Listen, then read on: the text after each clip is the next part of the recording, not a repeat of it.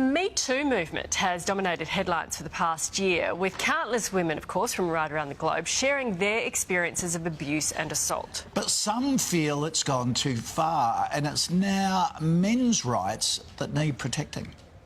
If you're a feminist, you might want to just block your ears because you're about to hear some things you probably won't like. This is Sydney Watson. I want Australians to rally together for masculinity, for men's rights, and just to demonstrate that we know that men matter too. She's a conservative political commentator planning a march for men, saying that they're being demonised. As far as I can see, society is unlikely to be functional if we continue to put down one entire gender in order to prop up the other. What we're trying to do is show that we care about the men in our lives and we care about the issues that concern them as well. A former university student began speaking out on YouTube after US President Donald Trump was elected in 2016. She now has nearly 29,000 subscribers to her channel. Again, we are hijacking social issues to make them about women. Sydney says all women are encouraged to attend the planned March for Men in Melbourne CBD later this month to celebrate masculinity. I want to make it abundantly clear that the purpose of this rally is not to hate on women, to diminish women's rights, or to make any negative statements about women. And March for Men organiser Sydney Watson joins us now. Morning, why does Australia need a March for Men? You know, I think that there's three main areas that would represent why we need this march. The first is that I think after a lot of the media coverage of some things that happened in the last little while, a lot of men were feeling quite alienated and a little upset, and that's sort of what had been communicated to me.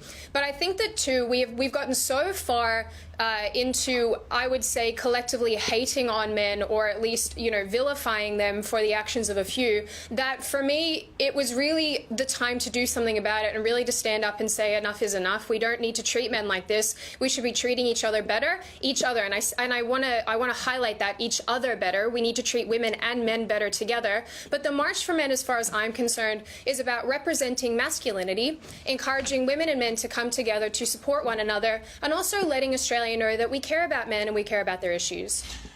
Yeah, it's good a woman saying this. I think a lot of blokes actually do feel this.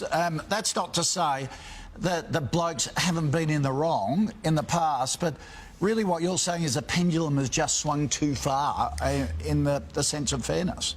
Well, exactly. I mean, I think that we have a lot of issues that are uniquely masculine and are uniquely feminine, and that's okay. You know, we don't have to treat each other in such a way that's hostile, though, simply because women experience unique issues and men experience unique issues. It's just really silly. And as far as I'm concerned, there are a lot of areas of existence, such as the judicial system. There's a lot of areas in government that I think represent women fantastically well, but often let down men. And I think that that's something that a lot of men feel quite upset towards, really. I mean, and even if we look at things like mental health, there's obviously a massively high prominence of suicide in the male community, and no one really seems to talk about it. It doesn't seem to get much coverage. And I just think that this is the time where we need to step up as a community and say, you know what, men matter too, men's issues matter too, and simply because we are representing men and we are caring about men, that doesn't mean that we don't care about women. I'm kind of sick of this idea that loving women or loving men, they're you know,